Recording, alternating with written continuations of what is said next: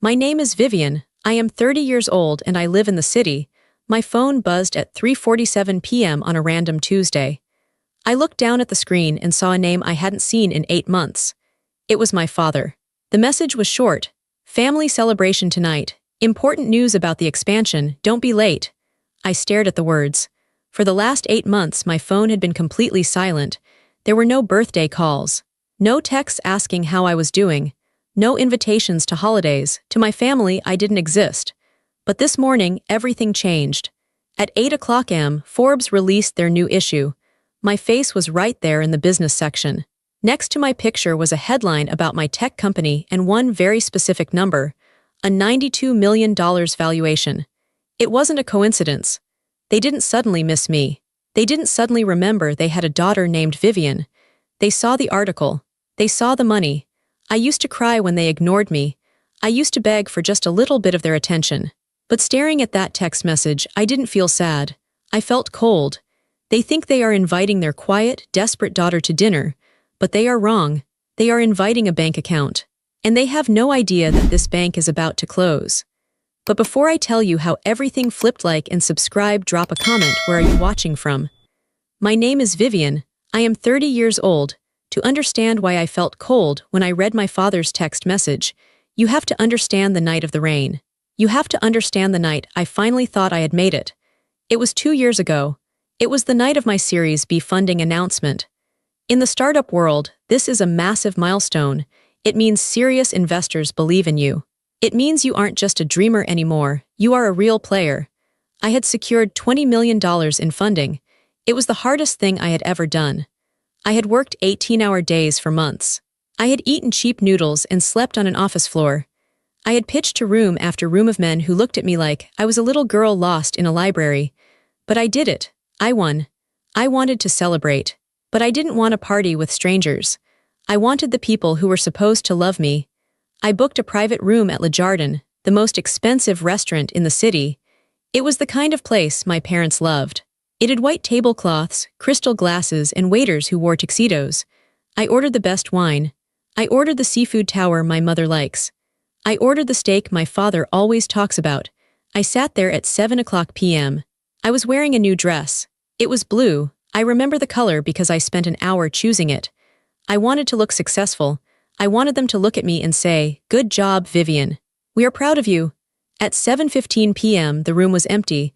I checked my phone. No texts. I told the waiter, "They are just running a little late. Traffic is bad." The waiter nodded. He was kind. He poured me a glass of water. At 7:45 p.m. I texted my mother. "Hey Mom, everything okay? I'm at the restaurant." She didn't reply immediately. I looked around the empty room. There were 6 chairs, one for me, one for Mom, one for Dad, one for my older brother, Jason, one for my younger brother, Tyler, and one for Uncle Jeffrey, who always tagged along if there was free food. 5 empty chairs. They looked like teeth in a mouth that was laughing at me. At 8 o'clock p.m. my phone buzzed. It was a text from Jason. "Can't make it, Vive. Something came up with the kids. Have a drink for me." I knew Jason didn't have the kids that night. It was his ex-wife's weekend. He was lying. But I didn't say anything. I just typed back, "Okay, next time." 10 minutes later, Mom finally replied. "Oh honey, I have such a terrible migraine. I can't move. I'm so sorry. Take pictures of the food." I stared at the screen. My chest felt tight. I opened Instagram. I shouldn't have done it, but I did. I clicked on my cousin's story. There was a video posted 5 minutes ago. It showed a party. There was loud music. And there, in the background, was my mother. She was holding a martini glass. She was laughing. She didn't look like she had a migraine. She looked perfectly fine. She was at Tyler's influencer launch party. Tyler, my younger brother, the golden child. He had decided last week that he was going to be a lifestyle influencer. He had no job. He had no plan. But he had a party. And my parents chose his party over my $20 million achievement. My father didn't even text. He just didn't show up. I sat in that beautiful, expensive room for another hour. The waiter came back. He looked uncomfortable. "Would you like to order dinner, ma'am?" he asked softly. I looked at the 5 empty chairs. I looked at the seafood tower that was melting. "No," I said. My voice sounded small. "Just the check, please." I paid the bill. It was $400 for food nobody ate. I walked out into the rain. I stood on the sidewalk and let the water ruin my hair. I let it ruin the blue dress. I cried, but I didn't make a sound. I just let the tears mix with the rain so nobody could tell the difference. That wasn't the first time. It was just the time that broke me. The pattern had been there my whole life. It was written in every birthday and every school event. When I was 10, I won the state science fair. I built a working model of a water filtration system. I was so proud. The awards ceremony was on a Saturday. "We can't go, Vivian," my dad had said, not even looking up from his newspaper. "Tyler has his soccer game." "But Tyler plays soccer every weekend," I said. "This is the state finals." "Don't be selfish," my mother snapped. "Your brother needs our support. He's the team captain." They went to the soccer game. Tyler's team lost. Tyler cried, and they bought him ice cream to make him feel better. I stood on the stage alone to accept my medal. The principal looked into the crowd for my parents. I saw him looking. I saw the pity in his eyes when he realized no one was there for me. I smiled, but my face hurt. I took the medal and put it in my pocket. I never showed it to them. They never asked. When I graduated college, they left early because Uncle Jeffrey was bored. When I started my first company, I asked my dad for a small loan. Just $5,000 to buy a server. "Vivian," he sighed like I was asking for the moon. "Business is risky. You're a girl. You should find a nice husband. I can't throw money away on a hobby." 2 weeks later, he bought Jason a new truck worth $40,000. Jason crashed it a month later. Dad just laughed and said, "Boys will be boys." They didn't hate me. Hate would have been easier. If they hated me, it would mean I mattered enough to cause an emotion. No, they just didn't care. I was the furniture. I was the background noise. I was safe Vivian. The one who didn't cause trouble. The one who didn't need anything. They punished me for being independent. Because I didn't need their help, they gave me no love. Because Tyler and Jason were disasters who needed constant bailing out, they got all the attention. So when I saw that text message today, 8 months after the silent treatment began, I didn't feel hope. I remembered the rain. I remembered the empty chairs at Le Jardin. I remembered the science fair. I remembered the check for the truck. I realized that they weren't calling because they missed their daughter. They were calling because the hobby they laughed at was now worth $92 million. They were calling because they were hungry, and they thought I was the meal. I stood in front of my mirror in my apartment. I had to choose what to wear. My closet is full of clothes now. I have tailored suits. I have silk blouses. I have shoes that cost more than my first car. I could dress like the CEO I am. I could walk in there dripping in diamonds and show them exactly how rich I had become. I reached for a red designer dress. The fabric felt like water in my hands. It screamed power. Then I stopped. No, if I walked in looking like money, they would be on guard. They would see a shark. I needed them to see a mouse. I needed them to think nothing had changed. I needed them to feel superior. Because when people feel superior, they get sloppy. They say things they shouldn't say. They reveal their true faces. I put the red dress back. I pulled out a pair of plain black trousers and a simple gray sweater. It was clean, but it was old. There was a tiny loose thread on the sleeve. I wore comfortable flats, not heels. I tied my hair back in a messy bun. I wore no makeup.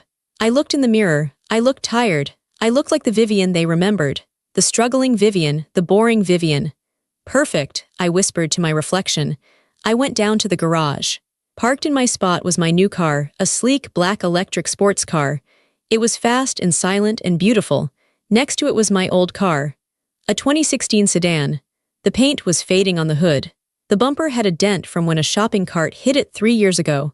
I had kept it for messy errands, hauling boxes, or days when I didn't want to be noticed.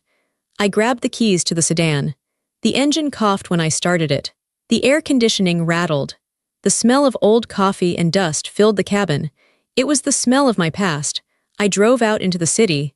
The drive to the Oak Haven Country Club took 40 minutes. As I drove, I could feel the old anxiety trying to come back. It's a physical thing. My stomach started to knot. My hands gripped the steering wheel too tight. My brain started playing the old tapes. "You're too sensitive, Vivian. Why can't you be more fun like Tyler? You always ruin the mood with your seriousness." I took a deep breath. I focused on the road. I am not that person anymore, I told myself. I am the CEO of a major tech company. I manage 200 employees. I make decisions that move millions of dollars. I have fired people scarier than my father. I have negotiated with people smarter than my mother. They don't know who I am, they only know a memory of me. I pulled up to the gate of the country club. The guard looked at my dented car with suspicion. He leaned out of his booth. "Delivery is at the back entrance," he said rudely. I rolled down the window. I didn't smile. "I'm here for the Miller dinner," I said plainly. "My name is Vivian Miller." He checked his clipboard. He frowned. He looked at my car again, then back at the list. "Right. Go ahead." He waved me through, looking bored. He didn't respect me. That was good. That was part of the plan. I drove up the long, winding driveway. The landscaping was perfect. The grass was cut to the exact same height. The flowers were arranged in perfect circles. It was all surface. It was all fake, just like my family. I parked the sedan right in the front row. Next to me was my father's Range Rover. It was polished and shiny. On the other side was Jason's Porsche. I knew for a fact Jason couldn't afford the payments on that Porsche. Dad was probably paying for it. My dirty, dented sedan looked like a stain between their luxury cars. I turned off the engine. I sat in the silence for a moment. This was the lion's den. I was walking back into the place where I had been hurt the most. I looked at my phone one last time. I had a text from Alina, my CFO, Chief Financial Officer. "Documents are ready. I'm on standby. Just say the word." I texted back, "Give me 30 minutes. I put the phone in my pocket. I checked my face in the rearview mirror. I made sure my expression was neutral. No anger. No excitement, just a blank page. I opened the car door. The air outside smelled of fresh-cut grass and expensive perfume. I walked up the stone steps to the heavy wooden doors of the club. My heart was beating slow and steady. Thump. Thump, thump. I wasn't walking in to beg for love. I wasn't walking in to show off. I was walking in to close a deal. I pushed the doors open. I walked into the private dining room. It was called the Gold Room. The walls were covered in dark wood, and there was a chandelier that looked like a frozen explosion of glass. In the center was a round table set for 6. This time there were no empty chairs. Everyone was there. My father sat at the head of the table. He was wearing his navy suit, the one he wore when he wanted to intimidate people. My mother was next to him, wearing a dress that glittered under the lights. My brothers, Jason and Tyler, were across from them. Uncle Jeffrey was already there, nursing a scotch. As soon as I stepped onto the carpet, the performance began. "There she is," my mother shrieked. It was a high-pitched, theatrical sound. She stood up so fast her chair scraped loudly against the floor. She rushed over to me. Before I could even say hello, she wrapped her arms around me. She smelled of expensive perfume and hairspray. Her hug was tight, almost suffocating. It was a hug for an audience, not for a daughter. She held me for 3 seconds too long. "We missed you so much, Vivi," she said, pulling back to look at me. She used the nickname Vivi. She hadn't called me that since I was 6 years old. Usually it was just Vivian or Hey. "Hi, Mom," I said. My voice was calm. I didn't hug her back.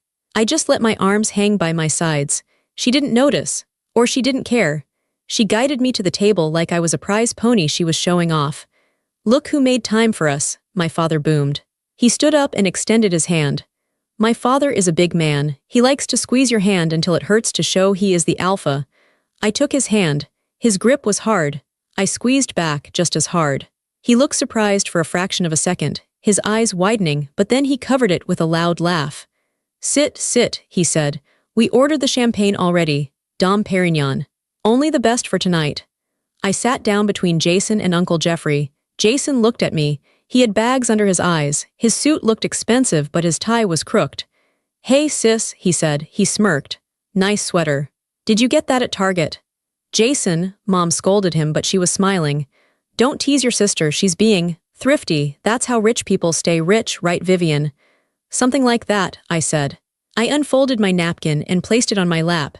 The waiter arrived with the champagne. He popped the cork with a soft thump. He poured the golden liquid into the tall flutes. My father raised his glass. "To family," he said. "And to success." "To family," everyone echoed. I lifted my glass, but I didn't drink. I watched them. They drank greedily. "So," Tyler said. He was looking at his phone, scrolling through TikTok. He didn't even look up at me. "I saw the article. 92 million. That's crazy." "It's a valuation, Tyler," I said quietly. "It's not cash in the bank. It means investors think the company is worth that much." "Still," my father said, waving his hand. "It's impressive. Who would have thought? Our quiet little Vivian running a tech empire." "It's a logistics platform, Dad," I said. Not just a tech empire, we optimize supply chains for global shipping. Right, he said, clearly not listening. Computer stuff, very smart. I always knew she had it in her. Uncle Jeffrey slurped his drink. I told you, didn't I, Bob? I said, that girl is a grinder. She's got the Miller work ethic. I almost laughed. Uncle Jeffrey hadn't worked a real day in 20 years. He lived off a trust fund my grandfather set up. The Miller work ethic he was talking about didn't exist. My father had inherited his business. Jason had been given a job he wasn't qualified for. Tyler didn't work. I was the only one who had built something from zero. But tonight, they were rewriting history. Tonight, my success was suddenly a Miller trait. We are just so proud, Mom said. She reached across the table and patted my hand. Her hand was cold. I was telling the girls at the club today, my Vivian is in Forbes. They were so jealous. That was it. That was the currency. She didn't care about my hard work. She cared that she could brag to her friends. I was an accessory to her social life, like a new handbag. So, Jason leaned in. How does it feel? To be the rich one? I don't feel any different, I lied. Come on, Jason laughed. You must have bought something cool, a boat, a house in the Hamptons. No, I said. I reinvested most of the capital back into the company. We're hiring 50 new engineers next month. The table went silent for a moment. They looked disappointed. They wanted to hear about yachts and Ferraris. They wanted to hear about spending, because that's what they understood. They didn't understand building. Well, Dad cleared his throat. That's very responsible, boring but responsible. The appetizers arrived. Shrimp cocktail, oysters, tartare, it was a feast. Eat up, Dad said. It's on me tonight. He said it loudly so the waiter would hear, it's on me, as if buying dinner was a grand gesture. As we ate, they talked about themselves. Tyler talked about his brand. He had 50,000 followers now. He complained that the algorithm was shadow banning him. You should let me promote your app, Tyler said, chewing with his mouth open. I could get you like so many downloads. We could do a collab. Family discount, obviously. My app is for commercial freight shipping, Tyler, I said.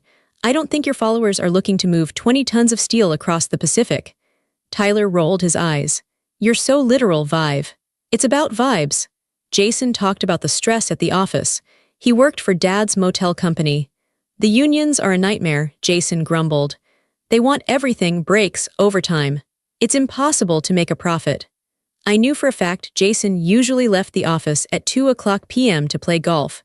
Mom talked about the renovations on the lake house. She was upset because the Italian marble tile she ordered was the wrong shade of white. It was eggshell, Vivian, she said, looking at me with wide, tragic eyes. And I specifically asked for ivory. Can you imagine? That sounds terrible, I said, keeping my face flat. It is, she sighed. Nobody is competent anymore. Nobody takes pride in their work. I cut into my steak. It was perfectly cooked, but it tasted like cardboard. They were treating me like an old friend. They were laughing, including me in the jokes, pouring more wine into my glass. If a stranger looked at our table, they would see a happy, wealthy family enjoying a Tuesday dinner. But I saw the cracks. I saw the way Dad checked his watch every 5 minutes. I saw the way Mom's smile vanished instantly when she thought no one was looking. I saw the way Jason kept tapping his foot nervously under the table. They were anxious. They were rushing through the small talk. They were being nice, but it was an effort. It was like watching bad actors trying to remember their lines. They were buttering me up. They were softening the target. I decided to help them along. I wanted to see the pitch. I wanted to see exactly how much they thought I was worth. I put my fork down. I wiped my mouth with the napkin. So, I said, I looked directly at my father. The text said you had important news. About an expansion. The air in the room changed instantly. The laughter stopped. The chewing stopped. Dad straightened his tie. He sat up taller. He exchanged a quick look with Mom. It was a rehearsed look. It's showtime. Yes, Dad said. His voice dropped an octave. It became serious. The businessman voice. I'm glad you brought that up, Vivian. He signaled the waiter to clear the plates. We have an exciting opportunity, he began. Something that is going to change the trajectory of this family forever. I leaned back in my chair. I crossed my arms. I'm listening, I said. The waiter cleared the last plate and closed the heavy door, leaving us alone in the silence of the gold room. My father reached down beside his chair and pulled up a black leather briefcase. He set it on the table with a heavy thud. He clicked the latches open, snap, snap, and pulled out a thick, glossy folder. He slid it across the white tablecloth toward me. The cover had a picture of a shining, futuristic building. It looked like a palace made of glass and cedar. Palm trees were photoshopped around it. In gold letters at the bottom it read, "The Miller Resort and Spa, a new era." "Open it," he urged. I opened the folder. Inside were architectural renderings, pie charts, and paragraphs full of buzzwords like luxury, exclusive, and synergy. "You know, the motel chain has been the backbone of this family for 40 years, Dad said. He clasped his hands on the table. "Your grandfather built the first one. I built the next 5. But the market is changing, Vivian. People don't want motels anymore. They want experiences." He pointed a thick finger at the drawing of the glass palace. "This is the future," he said. "We are going to take the flagship property off the highway, the old Miller Inn, and bulldoze it. We are going to build a 5-star wellness retreat. Saunas, organic dining, yoga studios at $400 a night. It's going to be gorgeous," Mom added. Her eyes were shining. "We're going to have a meditation garden. I'm designing it myself." "It's a guaranteed win," Jason jumped in. "We've done the market research. The demographics are perfect." I looked at the papers. I didn't look at the pretty pictures. I looked at the numbers in the corners. "This is a massive project," I said calmly. "Construction alone, $15 million. 18, Dad corrected, "to do it right." "And you have the financing?" I asked. Dad cleared his throat again. He took a sip of water. This was the pivot point. "We have the primary investors lined up," he said smoothly. "The bank is on board for the construction loan, but you know how banks are. They are bureaucratic, they are slow.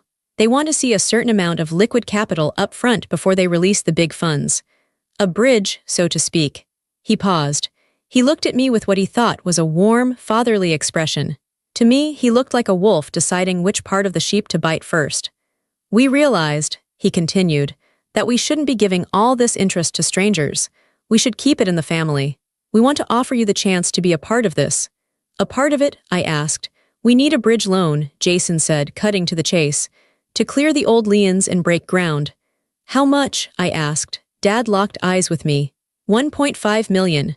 $1.5 million. The room was deadly silent. They were all watching me. Mom was twisting her ring. Tyler had finally put down his phone.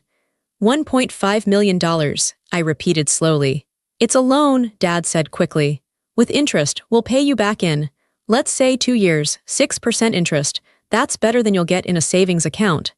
"It's an investment in your legacy, Vivi," Mom said softly. "This resort. It's going to be something we leave to our grandchildren. Don't you want to be part of building that?" "And frankly," Uncle Jeffrey mumbled, "it's the right thing to do. The family supported you when you were starting out. Now that you've made it big, it's time to give back." I felt a sharp spike of anger in my chest, but I pushed it down. The family supported me. I thought about the time I asked for $5,000 and Dad told me to find a husband. I thought about the ramen noodles. I thought about the silence. "You said the bank is on board?" I asked. I kept my voice neutral. I turned a page in the folder. "Oh, absolutely," Dad said. "They love the project. They just need us to show some skin in the game, that's standard." "Which bank?" I asked. Dad blinked. "First National, we've been with them for decades." "And they are okay with the current occupancy rates?" I asked. Jason shifted in his seat. "Occupancy it's seasonal, it's a little down, but that's why we're pivoting. The motel model is dead." "Right," I said. "So, you need $1.5 million to demolish the old building and start fresh." "Exactly," Dad smiled. He thought he had me. He thought I was the naive daughter who just wanted to please Daddy. He thought the checkbook was already opening. "It's a no-brainer, Vivian. And look, we could go to outside investors. We have people begging to get in on this, but Mom and I discussed it. We said, no, let's give Vivian the first right of refusal. We wanted to honor you." "Honor me," I said flatly. "Yes," Mom said. "We are so proud of you.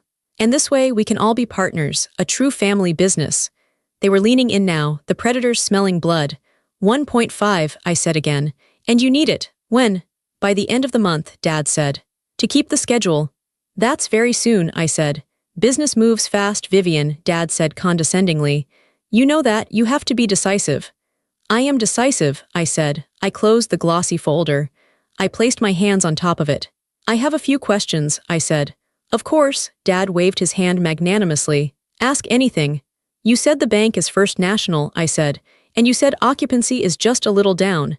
And you said the business has been the backbone of the family. Yes, yes, and yes, Dad said, smiling. I reached into my bag. I didn't pull out a checkbook. I pulled out a thin, gray tablet. I turned it on. The screen glowed blue in the dim room. That's funny, I said, tapping the screen, because I did a little research before I came here. Public records are fascinating things. Dad's smile faltered, just a little. What do you mean? He asked. Well, I said, scrolling through a document. According to the county clerk, First National didn't approve a construction loan. Actually, they filed a notice of default against the miller 3 months ago. The silence that followed was not the silence of anticipation. It was the silence of a bomb that had just landed on the table but hadn't exploded yet. That's a misunderstanding, Dad stammered. His face started to turn red. Paperwork error, we're sorting it out. And, I continued, my voice steady and cold, occupancy isn't seasonal. It's been under 40% for 2 years. You aren't pivoting because you have a vision, Dad. You are pivoting because you are bleeding cash. I looked up from the tablet. I looked directly into his eyes. You don't need $1.5 million for a bridge. You need $1.5 million to stop the bank from seizing the property next month. You are insolvent, Mom gasped. Vivian, how dare you use that word? It's the truth, Mom, I said. The business isn't a gold mine, it's a sinking ship, and you invited me here tonight because you want me to pay for the lifeboats. Dad slammed his hand on the table. The silverware rattled. That is enough, he shouted. The fake warmth was gone, the mask had fallen off. Who do you think you are, coming in here, investigating your own family? We are offering you an opportunity. You are offering me a lie, I said. We raised you, he yelled. We put a roof over your head, we fed you, you owe us. I owe you nothing, I said. I stood up. My legs were shaking a little, but my voice was rock solid.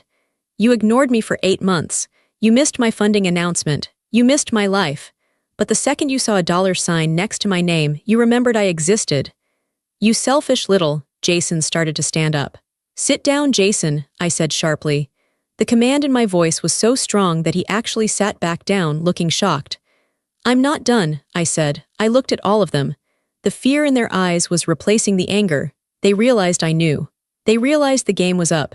You wanted to talk business, I asked. Okay, let's talk business, real business, not this fantasy resort nonsense. I tapped my earpiece. Elena, I said into the microphone. Come in. The heavy doors of the gold room opened again. My CFO, Elena, walked in. She was wearing a sharp gray suit and carrying a thick stack of legal documents. She looked like an executioner. She walked to the table and stood next to me. She didn't look at my family. She placed the documents in front of me. Everything is prepared, Vivian, she said. I looked at my father. He was pale. He was sweating. I didn't come here to give you a loan, Dad, I said. I don't lend money to failing businesses. It's a bad investment. Then why are you here? Mom cried. Her voice was trembling. Why did you come? I placed my hand on the new stack of papers. I'm here to make a purchase. The room was quiet, but it was a heavy kind of quiet. It was the sound of a held breath. My father was staring at the stack of papers under my hand. He looked like a man who had seen a ghost. In a way, he had. He was seeing the ghost of his own failures, which he had tried so hard to bury. Elena stood beside me, silent and professional. She was my witness. She was my shield. I opened the folder she had given me. It wasn't the glossy, colorful brochure my father had shown me. It didn't have pictures of palm trees or smiling yoga instructors. It was black and white. It was rows of numbers, tax liens, and court filings. It was the autopsy of the Miller family business. You said the business is the backbone of this family, I said, my voice steady. I picked up the first sheet of paper. But a backbone is supposed to hold you up. This business is dragging you down. You don't know what you're talking about, Jason snapped. He was trying to sound tough, but his voice cracked. You look at spreadsheets all day. You don't know the reality of operations. I know that you haven't paid your property taxes in 14 months, I said. I slid the tax document across the table. It stopped right in front of Jason's plate. The county has already placed a lien on the land. That's public record, Jason. Operations don't matter if you don't own the dirt you're standing on. Jason looked down at the paper. He didn't touch it. He looked like it might burn him. Cash flow is tight, Dad grunted. He waved his hand dismissively. It's a temporary dip. The economy is soft. Once we get the bridge loan, we clear the taxes first thing. It's standard practice. Is it standard practice to borrow money from a hard money lender at 18% interest? I asked. I pulled out the next document. You took out a second mortgage 3 years ago, I said. Not from First National, from a private equity group in Chicago known for predatory lending. You used the equity in the land to pay for. What was it? I pretended to scan the page, even though I had memorized every line. Ah, yes. Executive bonuses and fleet vehicle upgrades. I looked at Jason's Porsche key fob sitting on the table. I looked at the diamond bracelet on my mother's wrist. You stripped the equity out of the company to buy cars and jewelry, I said. And now that the balloon payment is due, you don't have the cash. We deserve those bonuses, Mom cried out. She looked offended. Your father works harder than anyone. He built this empire. He deserves to drive a nice car. Do you expect us to live like paupers? I expect you to pay your debts, I said. That's what you taught me, isn't it? A miller always pays his way. That's what you said when I needed braces and you told me to get a paper route to pay for half of them. I was 12. Mom flinched. She looked away. That was to teach you character, Dad said stiffly. Well, it worked, I said. I have character, and I also have solvency. You have neither. I continued the demolition. It felt surgical. I wasn't shouting. I wasn't crying. I was just reading the facts. Occupancy isn't just down, Dad. It has dropped 40% year over year. The reviews online are terrible. Bed bugs in room 204. Mold in the shower in room 112. No hot water in the entire east wing. Customers complain about everything these days, Uncle Jeffrey shouted. He slammed his scotch glass down. They are entitled. You can't please everyone. You need $3 million in repairs just to bring the building up to code, I said. The roof is leaking. The HVAC system is from 1985. The foundation in the north sector is cracking. If the city inspector came by tomorrow, they would condemn the building. They would put a padlock on the doors. I looked at my father. He was shrinking in his chair. He was usually such a big man, filling the room with his loud voice and his broad shoulders. Now he looked old. He looked tired. You lied to me, I said. You invited me here, gave me champagne, and showed me drawings of a resort that will never exist. You told me you needed $1.5 million for an opportunity. But that money wouldn't build a resort. It would just pay off the sharks in Chicago for another 6 months. It would buy you a little more time to pretend you are rich. We are rich, Tyler yelled. He stood up, knocking his chair over. We're the Millers, we own half the town. You own nothing, Tyler, I said calmly. The bank owns the house. The lender in Chicago owns the motel, and the credit card companies own everything else. I looked at the resort folder he had given me. This is a fantasy, I said. It's a sinking ship painted gold. And you wanted me to come on board and chain myself to the deck. It's not a sinking ship, Dad roared. He couldn't take it anymore. The truth was hurting him too much. It's a rough patch. Every business has them. You think you're so smart with your app and your venture capital.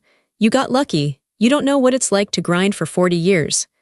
I know exactly what it's like, I said. I know because I watched you. I watched you neglect the business while you played golf. I watched you promote Jason over competent managers just because he has your last name. I watched you ignore the market changes because you were too arrogant to learn new things. I leaned forward. The numbers don't lie, Dad. You are insolvent. You have been insolvent for 18 months. You have been robbing Peter to pay Paul, and now Paul is at the door with a sledgehammer. Dad's face was purple. He was breathing hard. So that's it, he spat. You come here, you humiliate us, you wave your papers around, you think you're better than us. I don't think I'm better, I said. I think I'm honest. And I think I'm the only one at this table who actually knows how to run a business. Then help us, Mom pleaded. Her strategy shifted instantly from anger to begging. She reached for my hand again, but I pulled it away. Vivian, please, if we don't get this money, we lose everything. The house, the club membership, the cars will be nothing. You won't be nothing, Mom, I said. You'll just be normal. Like everyone else. I can't be normal, she sobbed. I can't. What will people say? The scandal. Vivian, you can't let this happen. You have $92 million. This is pocket change to you. Just write the check, please. For your mother. I looked at her. I saw the tears running down her face. They were real tears, but they weren't for me. She wasn't crying because she had hurt me. She wasn't crying because she had missed my life. She was crying because she was afraid of losing her status. She was crying for her country club membership. The $92 million isn't cash, Mom, I said. I told you, and even if it was. Why would I invest in a bad deal? Because we are family, she screamed. The word hung in the air, family. It was the word they always used as a weapon. When they wanted something, they were family. When I needed something, I was a stranger. I looked at the stack of papers one last time, the evidence of their greed and their incompetence. That's the problem, I said softly. You think family means you are entitled to my work. You think it means you can treat me like dirt for 30 years and then cash me in like a lottery ticket. I closed the folder. I'm done with the pitch, I said. My refusal hit the room like a physical blow. For a few seconds, nobody moved. The waiter, who had been hovering near the door, wisely stepped out and closed it tight. We were sealed in. Then the explosion happened. You ungrateful little bitch. It was Jason. He lunged forward, slamming his fists onto the table. The wine glasses shook. Red wine spilled onto the white tablecloth, spreading like a bloodstain. Jason, Mom screamed, but she didn't stop him. You think you're so special, Jason yelled. His face was twisted and ugly. You think because you got on a magazine cover you can talk down to us. You're nothing. You were always a weird, quiet little freak. Dad should have kicked you out when you were 18. He did, I said calmly. I left the day after graduation because nobody asked me to stay. We fed you, Dad shouted. He was standing now, looming over the table. He pointed a shaking finger at me. We put clothes on your back. We paid for your college. I paid for my college, I corrected him. I had a scholarship, and I worked 3 jobs. You sent me a check for $500 once. It bounced. You act like you were abused, Dad yelled. We gave you a good life. We gave you a home in a nice neighborhood.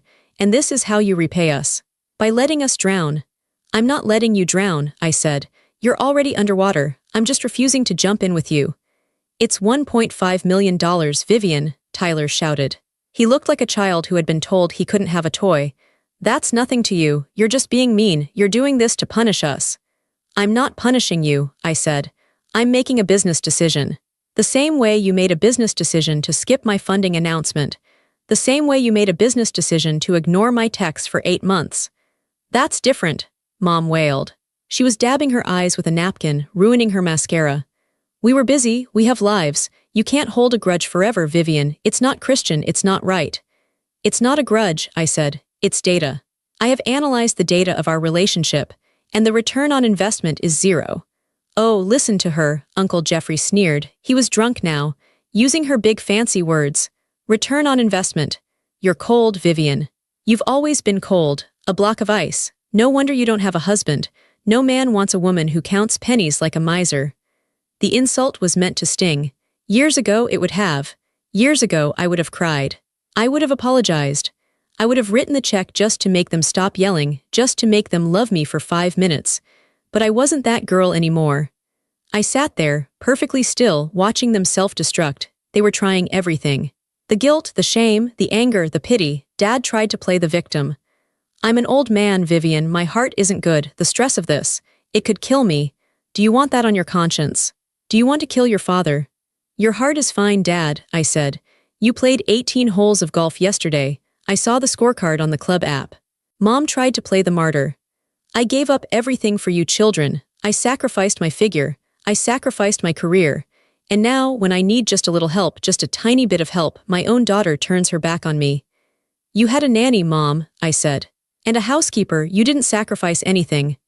They kept going. It was a storm of noise. They called me selfish. They called me arrogant. They called me a traitor. I let them scream. I let them get it all out. Inside, I felt a strange sensation. I expected to feel hurt. I expected to feel sad. But instead, I felt lighter. Every insult they threw at me was cutting a cord. Snip. There went the need for their approval. Snip. There went the hope that they would change. Snip. There went the guilt. I realized that they didn't see me. They had never seen me. To them, I was just a resource. When I was a child, I was an emotional resource, someone to ignore so they could feel important. Now I was a financial resource, someone to rob so they could stay comfortable. They were vampires, and I was finally closing the window. Are you done? I asked. My voice was quiet, but it cut through their shouting. They stopped. They were panting, out of breath. The room was hot with their anger. I said no, I stated. I am not loaning you the money, that is final. Then get out, Dad growled. He sat back down heavily. He couldn't look at me. Get out of my sight. You are no daughter of mine. If you walk out that door, don't ever come back. You are dead to us. I've been dead to you for a long time, Dad, I said. I just finally realized it. Go, Jason shouted. Take your cheap car and your cheap clothes and get lost. We'll find the money somewhere else. We don't need you. You won't find the money, I said. No bank will touch you. No investor will touch you. I'm the only one who even looked at the books. We will find a way, Mom insisted. We always do. We are survivors. You aren't survivors, I said. You are parasites. Mom gasped. I stood up. I smoothed out my gray sweater. I picked up my purse. I'm leaving, I said. But before I go, there is one more thing. I looked at Alina. She had been standing like a statue through the entire screaming match. She hadn't flinched once. She knew the plan. Alina, I said. Show them the last document. Alina stepped forward. She didn't look intimidated by my father's red face or Jason's clenched fists. She was a professional. She dealt with numbers, not tantrums. She placed a single, thick document on the center of the table.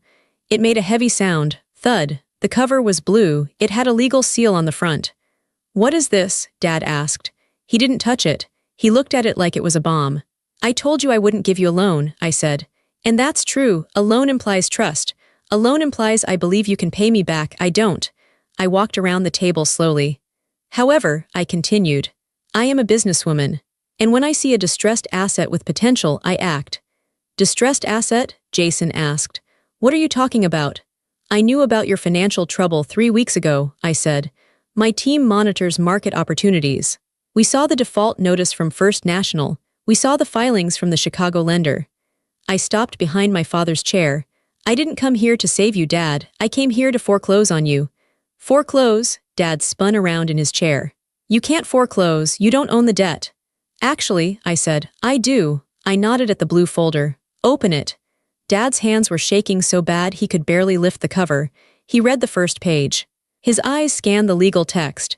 His face went from red to a terrifying shade of gray. This isn't possible, he whispered. What? Mom asked. Bob, what is it? She bought the note, Dad whispered. His voice was gone. He sounded like a ghost. She bought the mortgage. I bought your debt from the Chicago lender yesterday morning, I explained calmly. They were happy to get rid of it. They thought you were going to default anyway. I paid them 80 cents on the dollar. It was a bargain, really. And First National? Dad asked, looking up at me with horror. I acquired that debt this afternoon, I said. Alina finalized the wire transfer while we were eating appetizers. I looked around the table. I own the mortgage on this country club membership. I own the mortgage on the Miller Inn. I own the lien on the lake house. I own the debt on the company vehicles. The silence in the room was absolute. It was a vacuum. Jason dropped his fork. It clattered loudly against his plate. You own everything? Tyler asked. His voice was small. Everything, I said. I am your creditor. I am the bank. I leaned in close to my father. So when you tell me to get out and never come back, you might want to be careful, because technically you are sitting in a chair that I paid for. Dad slumped back. He looked defeated. All the bluster, all the anger, all the I am the patriarch energy drained out of him. He was just an old man who owed a lot of money to a woman he had underestimated. Why? Mom whispered. She looked terrified. Why would you do this, to ruin us? No, Mom, I said, to save the business, but not for you, for me. I signaled Alina again. She pulled more papers from her briefcase. These are the terms, I said. Since you are in default on both loans, I have the right to seize the assets immediately. I could kick you out of the house tonight. I could lock the doors of the motel tomorrow morning. Mom let out a whimper. But, I said, I'm not cruel. I'm not you. I slid a check across the table. It was face down. I am taking over full ownership of Miller Hospitality Group, effective immediately, I said. The board is dissolved. The executive positions are terminated. I looked at Jason. You're fired. I looked at Dad. You're retired. You can't just... Jason started, but he stopped. He knew I could. The check on the table, I said, is a severance package. It's $200,000. That is for your equity. It is more than the business is worth, considering the debt. Take it and you walk away clean. No debt, no lawsuits, no bankruptcy. $200,000, Dad said weakly. But the land alone. The land is leveraged to the hilt, Dad, I said. You own nothing. This is a gift. It's the last gift I will ever give you. And if we refuse? Uncle Jeffrey asked. Then I foreclose tomorrow, I said simply. I take the assets through the courts. You get nothing. You go bankrupt. You lose the house. You lose the cars. You lose the reputation you care so much about. Everyone at the club will know Robert Miller couldn't pay his bills. I let the threat hang there. I knew that was the one thing they couldn't handle. They could handle losing money. They couldn't handle losing face. You have 5 minutes to sign, I said. I checked my watch. A cheap, simple watch on my wrist. The clock starts now. I walked over to the window and looked out at the golf course. It was dark outside. I could see my reflection in the glass. I looked calm. I looked strong. Behind me, I heard the sounds of my family falling apart. I heard Mom crying softly. I heard Jason cursing under his breath. I heard the scratch of a pen on paper. They were signing their empire over to the daughter they forgot. I didn't turn around. I didn't need to see it. I already knew how this story ended. I waited for the sound of the pen to stop. I turned back from the window. My father was holding the pen. His hand was shaking so hard that the tip of the pen was tapping against the paper like a nervous heartbeat. Tap, tap, tap. He looked up at me one last time.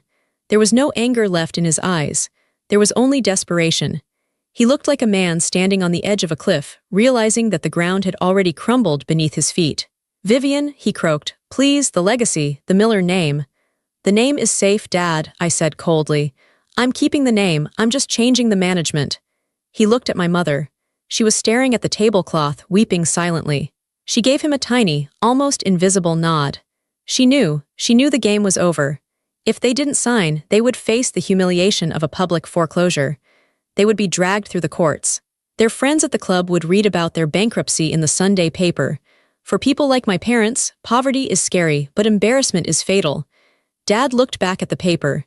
He pressed the pen down. He signed his name, Robert Miller. It was a messy scrawl. It looked like a surrender. He pushed the paper away from him as if it were contaminated. He dropped the pen. "It's done," he whispered. Alina stepped forward immediately. She checked the signature. She stamped the document. She placed a copy of the countersigned agreement on the table. "Thank you," Alina said. Her voice was devoid of emotion. "The transfer of ownership is legally binding as of this moment." I walked back to the table. I picked up the check, the $200,000 severance. I held it out to my father. "Here," I said. He didn't take it. He just stared at his hands. Jason snatched it. He looked at the number. Greed warred with panic in his eyes. "200 grand, Jason muttered. That's 50 each. That's nothing. That won't even buy a condo." "It's 200,000 more than you had 5 minutes ago," I said. "And Jason," he looked up at me. "You need to return the Porsche keys," I said. "Tonight." "What?" Jason stood up, his face turning pale. No way, I need my car. How am I supposed to get home?" "Take an Uber," I said. "The Porsche is a company vehicle. The company belongs to me, and I don't let former employees drive company assets." "You can't do this," Tyler whined. "What about my allowance? What about the trust fund?" "The trust fund was invested in the motel chain, Tyler," I said. "Dad drained it 5 years ago to pay for the roof repairs. Didn't he tell you?" Tyler looked at Dad with horror. "You spent my money," Dad didn't answer. He was slumped in his chair, staring at nothing. The great Robert Miller, the man who had terrified me for 20 years, was just an empty suit. "And the house?" Mom asked. Her voice was trembling. "Vivian, surely you won't take the house. Where will we live?" I looked at my mother. I remembered the way she looked at me when I was a child, like I was a stain on her perfect carpet. I remembered how she ignored my calls. I remembered how she cared more about her tile color than my feelings. "The house is collateral on the First National loan," I said. "It belongs to the bank, and now I am the bank." I paused. I let the reality sink in. "I am giving you 30 days, I said. "That is generous. Most banks would give you 10. You have 30 days to vacate the property. I suggest you use the severance money to find a rental. Maybe something cozy." "A rental," Mom gasped. She clutched her pearls. "I can't live in a rental. What will the girls say?" "Tell them you're downsizing," I suggested. "Or tell them the truth, that you spent decades pretending to be rich while neglecting the actual business." Uncle Jeffrey, who had been silent since the threat of bankruptcy, suddenly stood up. He swayed a little. "You're a monster," he spat at me. "A cold-hearted monster. Family is supposed to stick together. Loyalty, what happened to loyalty?" "Loyalty is a two-way street, Uncle Jeffrey," I said. "You were loyal to the money. Not to me." I looked at them all one last time. Dad, defeated and broken. Mom, terrified of her social standing collapsing. Jason and Tyler, realizing they would actually have to work for a living. Uncle Jeffrey, a drunk old man with nothing left to leech off. I waited for the sadness to hit me. I waited to feel bad for them. But the sadness didn't come. Instead, I felt a massive weight lift off my chest. It was a physical sensation. My shoulders dropped. My lungs expanded. I realized that for my entire life, I had been carrying their expectations. I had been carrying their judgments. I had been trying to fill a bucket that had a hole in the bottom. Now, I put the bucket down. "Alina," I said, "handle the keys." "Yes, ma'am," Alina said. She held out her hand to Jason. Jason looked at me, then at Alina. He cursed under his breath. He dug into his pocket and slammed the Porsche keys into Alina's hand. "I hope you choke on it," Jason said to me. "I won't," I said. "I have a very good digestion." I turned my back on them. I walked toward the heavy wooden doors. "Vivian," Dad called out. His voice was weak, cracking. "Vivian, wait," I stopped. My hand was on the brass handle. "What?" I asked without turning around. We did love you," he said. "In our own way." I stood there for a second. I thought about the empty chairs at my celebration dinner. I thought about the text message asking for money. I thought about the silence. "No, Dad," I said softly to the door. "You loved having a daughter you could ignore until she became useful. That isn't love. That's ownership." I pushed the door open. "And I'm not for sale anymore." I walked out of the gold room. The door clicked shut behind me with a solid, final sound. It sounded like the closing of a vault. I walked through the lobby of the country club. It was quiet. The dinner rush was over. A few people were sitting in the lounge, drinking brandy and talking about golf scores. They looked up as I walked past. They didn't know who I was. They didn't know that the woman in the gray sweater and old shoes had just bought their club's biggest debt. They saw a nobody. I smiled. I liked being a nobody to them. It meant I was free. I walked out the front doors into the night air. It was cool and crisp. The sky was clear. I could see the stars. Inside that room, the air had been hot and suffocating, filled with lies and perfume. Out here, the air was clean. I took a deep breath. It tasted like freedom. I walked down the stone steps to the parking lot. The valet saw me coming. He looked at my ticket. He frowned. He remembered my car. "The sedan?" he asked, wrinkling his nose. "Yes," I said. "The sedan." He jogged off to get it. While I waited, I pulled my phone out of my pocket. There was a text message. It had come through 2 minutes ago. It was from Mom. "Vivi, please, let's talk about this. Don't do this to us. I can fix this. I'll make Dad apologize. Just come back inside. We can work something out. You're my baby girl." I stared at the words, baby girl. She only used that word when she wanted to manipulate me. She was still trying. Even now, after everything, she thought she could pull the string and I would dance. She thought I was still that desperate little girl waiting for approval. I didn't feel angry. I just felt done. I tapped the 3 dots in the corner of the screen. I selected block caller. Then I went to Dad's contact. Block. Jason, block. Tyler, block. Uncle Jeffrey, block. I watched the names disappear from my active list. It was digital surgery. I was cutting out the infection. The valet pulled up in my 2016 sedan. The engine rattled. The brakes squeaked as he stopped. It looked ridiculous parked next to the Mercedes and BMWs. The valet got out and held the door open. He looked like he expected a tip, but he also looked like he judged me for driving junk. I reached into my purse. I pulled out a $100 bill. I handed it to him. "Keep the change," I said. His eyes went wide. "Thank you, ma'am." I got into the car. The seat was worn. The steering wheel was peeling a little. It was imperfect. It was old. But it was mine. I bought it with my own money. I paid for the gas. I paid for the insurance. I didn't owe anyone a cent for this car. I started the engine. It roared to life. I drove down the long winding driveway, past the perfect flower beds, past the security gate. I turned onto the main road. I rolled down the windows. I let the wind whip my hair around my face. I thought about what I was leaving behind. I was leaving behind a family legacy that was built on lies. I was leaving behind the need to be good enough for people who were never good enough for me. I was leaving behind the shame of being the black sheep. I thought about what was ahead of me. My company. My employees who respected me. My own home. My future. I realized that revenge isn't about hurting the people who hurt you. It isn't about screaming or fighting or making them suffer. Real revenge is just being happy without them. Real revenge is realizing you don't need them. Real revenge is becoming so whole, so complete, that they simply cease to matter. They were footnotes now. Just small, sad scribbles at the bottom of the page of my life. I turned up the radio. A song I liked was playing. I started to hum along. I looked in the rearview mirror one last time.